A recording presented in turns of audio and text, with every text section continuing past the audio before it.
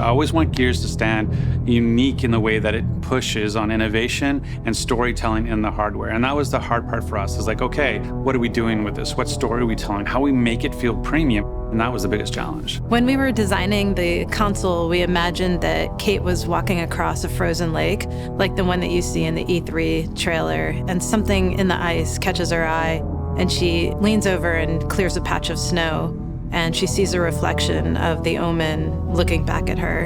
In reality, there are electronics in this console. There's no way we can put, an Omen 2 inches inside of it. So we had to create an optical illusion that would make it look like there was an Omen trapped underneath the ice. We were able to express the idea by laser etching these ice cracks around the Omen.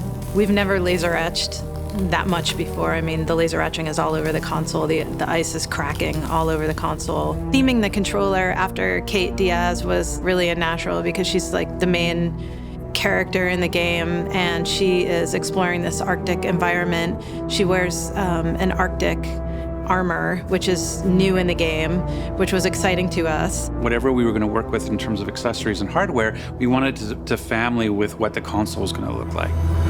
And so we were able to work with Seagate on some amazing 5 terabyte and 2 terabyte drives that look basically like mini versions of the console. It was going to look perfect right next to it.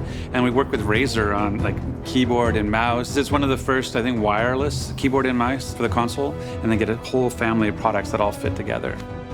So working with Rod is an awesome experience every time. He understands how to point out the meaningful moments that we can really pick up on as industrial designers and bring into the physical world. We always walk away from these design collaborations with him feeling like this product is so authentic. Like it couldn't be any more authentic because it's so closely tied to all of our conversations with him.